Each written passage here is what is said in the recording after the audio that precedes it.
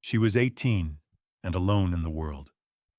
After the papers were signed and the small house that had been her family's was sold to cover debts, she was left with nothing but the clothes on her back, a small canvas satchel, and $2 silver.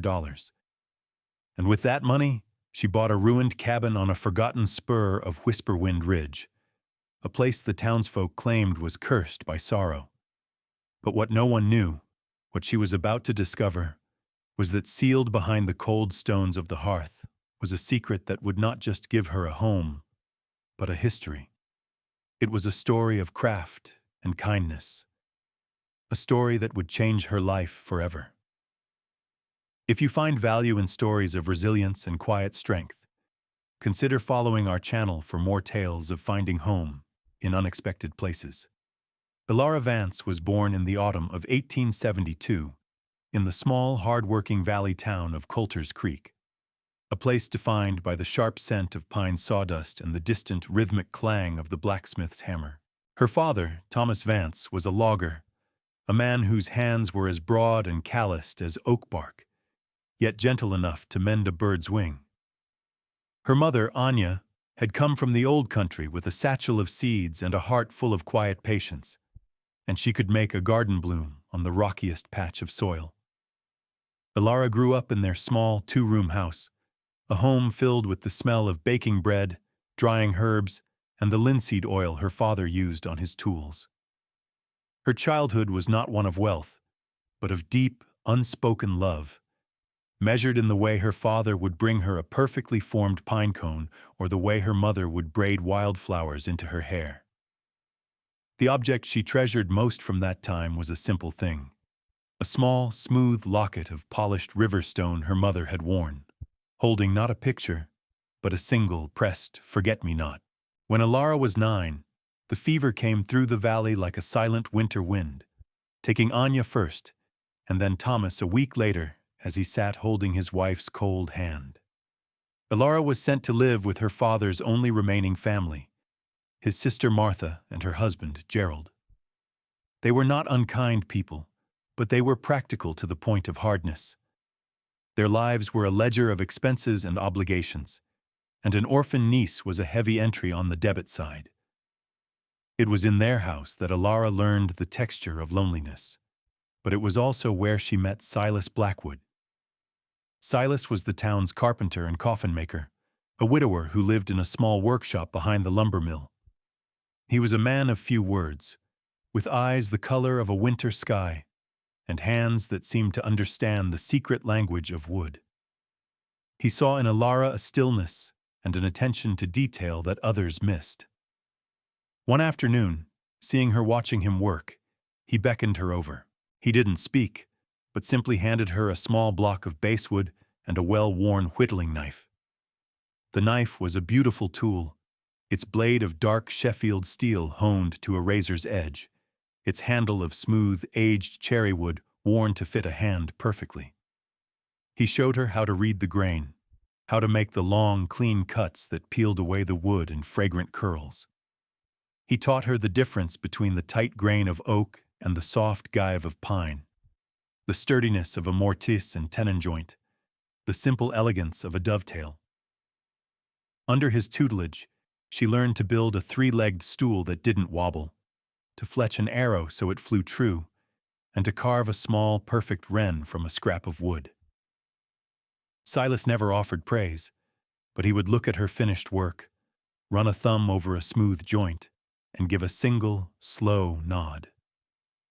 That nod was worth more than any ribbon or compliment. The whittling knife he eventually gave her became her most prized possession, a tangible link to the only person who had ever seen not what she had lost, but what she was capable of building. For 9 years, Ilara lived in the quiet corners of her aunt and uncle's home, making herself as small and unobtrusive as possible. She did her chores without complaint, mended the clothes, tended the chickens, and found solace in the small workshop with Silas. But as she approached her 18th birthday, the whispers in the house grew louder. Gerald's investment in a new sawmill had failed, and Martha's face was a permanent mask of pinched worry. The ledger was unbalanced. and they were looking for ways to lighten their load. The day after her 18th birthday, the cruelty came, just as the Jason profile described. Not with a shout, but with the quiet finality of a closed account book. She found a small, neatly packed canvas satchel on her cot.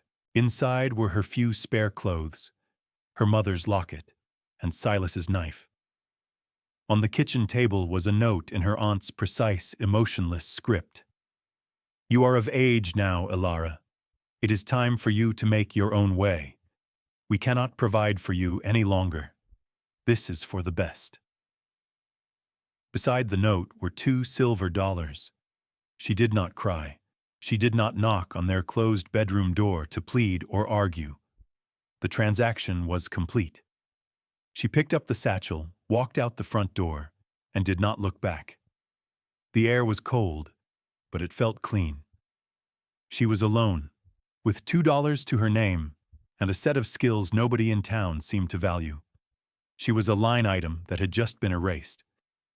She walked out of Coulter's Creek as the sun was rising, a pale yellow smear against the gray mountains. The town was just beginning to stir, the smell of wood smoke curling from chimneys, but she felt like a ghost moving through a world that was no longer hers. She followed the main road for a mile, the gravel crunching a steady rhythm under her worn leather boots. Then she turned onto a smaller, less traveled track that began to climb into the high country. This was the old logging road that led up to Whisperwind Ridge, a place most people avoided. The journey was a slow, deliberate ascent into solitude. The landscape shifted around her, the neat farms and pastures of the valley giving way to dense stands of blue spruce and ponderosa pine. The air grew thinner, sharper, carrying the scent of pine needles and damp earth. She was a keen observer, a habit taught by Silas, who believed you could learn everything you needed to know by simply paying attention. She noted the way the moss grew thickest on the north side of the trees, a natural compass. She saw the tracks of a deer that had crossed the path not an hour before, and the high, circling flight of a red-tailed hawk riding the updrafts. The physical reality of her journey was stark. The canvas satchel, which had felt so light at first, grew heavy on her shoulder. A blister was forming on her left heel. Hunger was a dull ache in her stomach, an ache she had grown accustomed to over the years.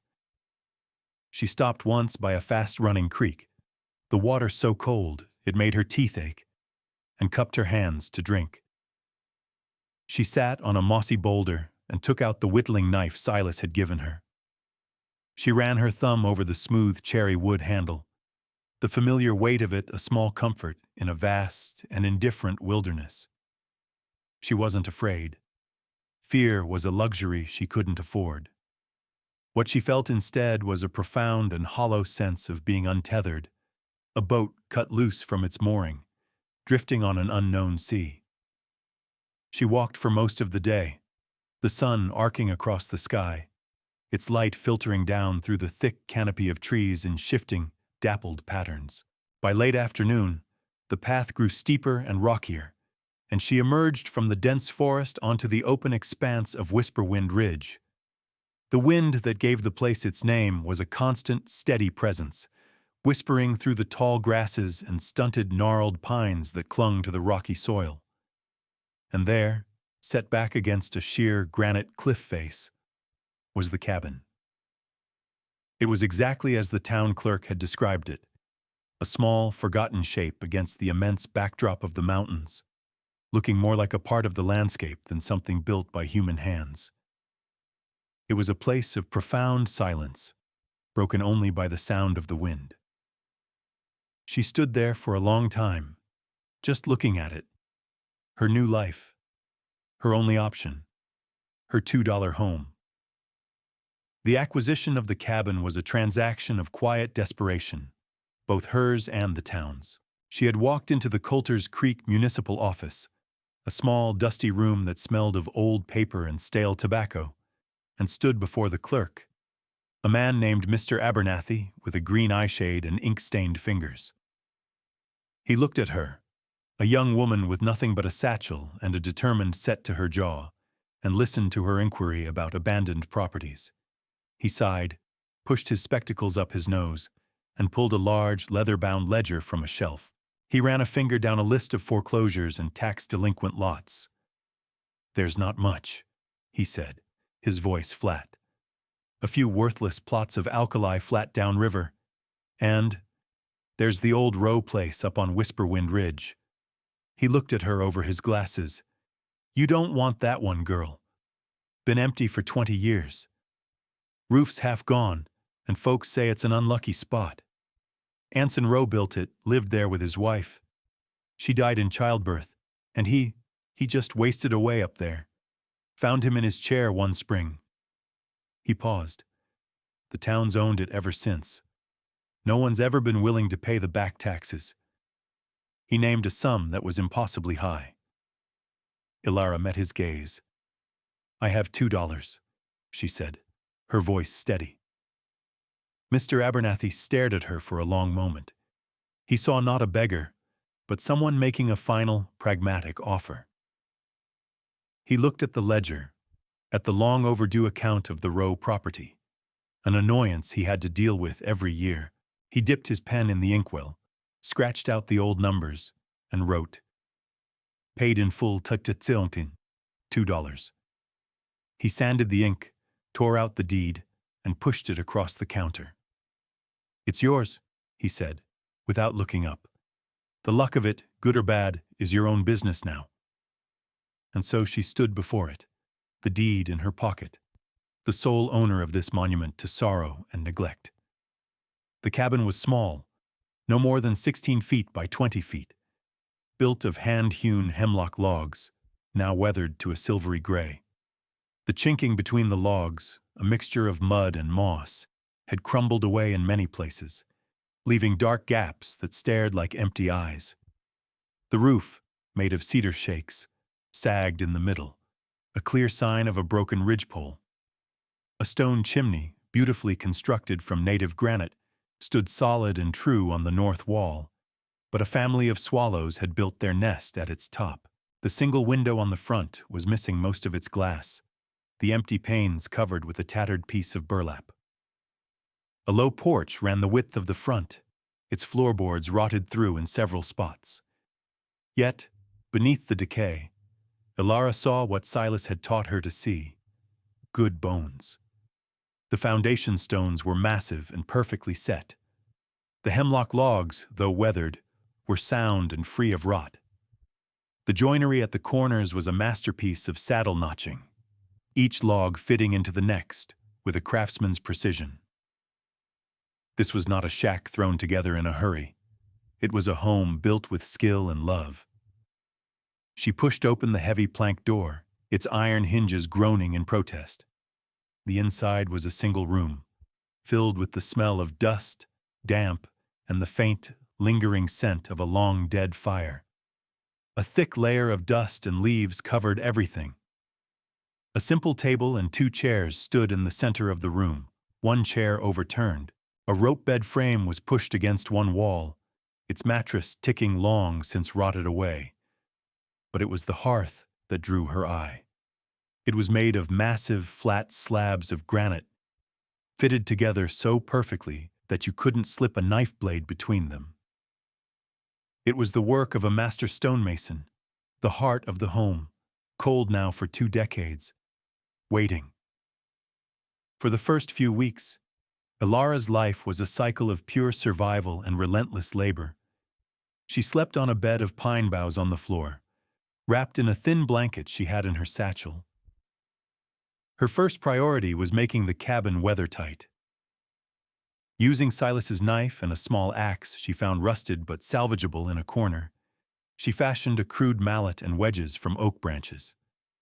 She spent days in the woods, felling a dead, standing cedar and painstakingly splitting it into new shakes for the roof.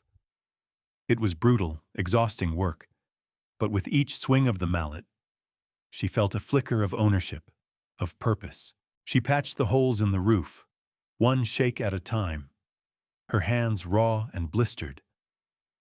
Next, she tackled the chinking. She mixed clay from the nearby creek bed with dry grass and moss, forcing the thick daub into the gaps between the logs with her bare hands, sealing the cabin against the constant mountain wind. The work was slow, but with each sealed gap, the single room grew less drafty, more a sanctuary than a ruin. The discovery came on a cold, rainy afternoon in her third week at the cabin. The fire she kept burning in the magnificent stone hearth was the cabin's only source of warmth, but she noticed the hearthstone directly in front of the firebox was slightly loose, rocking almost imperceptibly when she stepped on it. It was a flaw, a tiny imperfection in the otherwise masterful stonework, and it bothered her craftsman's eye. She decided to reset it. Using a sturdy branch as a lever, she worked to pry the massive slab of granite from its bed of sand. It was heavier than she imagined, and she had to put her entire body into it, her muscles straining. With a final groaning scrape, the stone lifted. Beneath it was not just sand, but a small hollowed-out space lined with oilcloth, and inside that space was a small tin box. Her heart, which had been beating a steady rhythm of labor for weeks, gave a sudden, sharp thump. With trembling fingers, she lifted the box out. It wasn't locked. She opened the lid. The contents were simple, but they made her gasp. There were 20 gold double eagle coins, their surfaces gleaming in the dim light. Stacked neatly beside them was a sheaf of crisp banknotes from a bank that had ceased to exist 15 years ago. And on top of it all was a letter, folded and sealed with wax, and a single, perfectly smooth, egg-shaped river stone of a deep green color. She sat on the dirt floor, the rain drumming on her newly repaired roof, and carefully broke the wax seal. The letter was written in a strong, clear hand. It read, October 12th, 1853. My name is Anson Rowe. I am a stonemason by trade, and I built this cabin with my own hands for my wife, Elspeth. We came to this ridge to build a life away from the noise of the world. We had 2 good years here, the happiest of my life. She is gone now. The baby, a girl we would have named Lily, went with her. I have buried them on the hill overlooking the creek, where the wild columbines grow. The world has lost its color for me.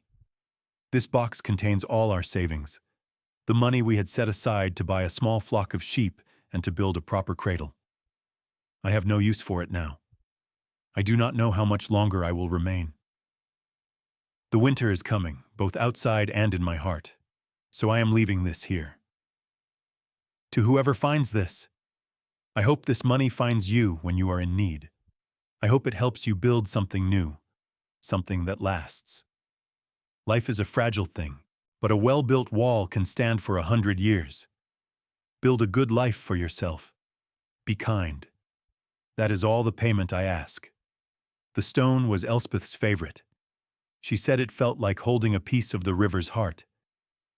Perhaps you will find a place for it. Ilara read the letter 3 times, her fingers tracing Anson's strong, steady script. The coins were a fortune, the means to survive. But the letter was a gift of a different kind. It was a connection, a story. Anson Rowe was no longer just a name on a deed. He was a man who had loved and lost, and who, in his deepest grief, had thought of a stranger. She picked up the smooth green stone. It was cool and solid in her palm. In that moment, in the dusty, half-repaired cabin, she was not alone. She was the inheritor of a quiet legacy, a recipient of a kindness sent across 20 years of silence. She wept then, for the first time since leaving her aunt's house, not for herself, but for Anson and Elspeth, and for the simple, heartbreaking beauty of their story. The money changed everything, but not in the way one might expect. Ilara did not abandon the cabin or her work. Instead, the discovery settled a deep calm within her. Anson Rowe's legacy was not just wealth, it was a charge to build, and she intended to honor it. The gold gave her the means to do the work properly. The next morning, She walked the long way back down to Coulter's Creek, her steps lighter than they had been on her journey up. She went first to the general store, a place she had only ever looked at through the window.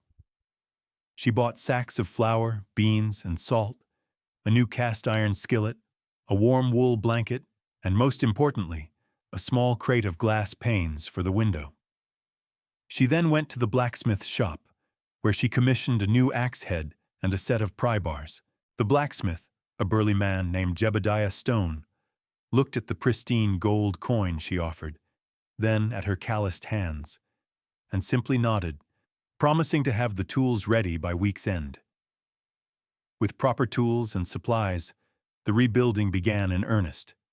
The work was no less difficult, but it was now imbued with a sense of purpose that went beyond mere survival. She was not just repairing a ruin, she was resurrecting a home. She spent a week carefully reglazing the window, using a putty she made herself from linseed oil and chalk. The first time the morning sun streamed through the clear glass, filling the small room with light, it felt like a miracle. She used the pry bars to level the sagging porch, replacing the rotted planks with new ones cut from a fallen pine. She meticulously re-chinked every log, inside and out, until the cabin was a fortress against the wind. She even climbed the roof and cleared the swallow's nest from the chimney, then spent a day sweeping it clean. The first fire she lit in the clean chimney drew perfectly, sending a plume of white smoke straight up into the crisp mountain air. It was during this time that the community began to find her, not through charity, but through the shared language of work. Jebediah Stone, the blacksmith, rode up one afternoon to deliver her tools himself, curious about the girl on the ridge. He saw the new shakes on the roof, the clean lines of the porch, and the solid chinking. He looked at her work, much as Silas once had, and gave a slow, approving nod. "You do good work," he said. Before he left, he noticed her struggling to sharpen her old axe. He took it from her, and with a few deft strokes of a file he carried, he put an edge on it that could shave a hair. He asked for nothing in return. A week later, a woman named Mrs. Gable, a widow who lived on a small farm at the base of the ridge, appeared at her door. She carried a basket containing a loaf of fresh sourdough bread, a crock of butter, and a small jar of sourdough starter. "A house isn't a home without the smell of bread baking," she said simply. She saw the neat stacks of firewood Alara had cut and the small, flourishing herb garden Alara had planted near the door, using seeds she'd bought in town. Mrs. Gable began making the climb once a week, not out of pity, but out of a growing respect.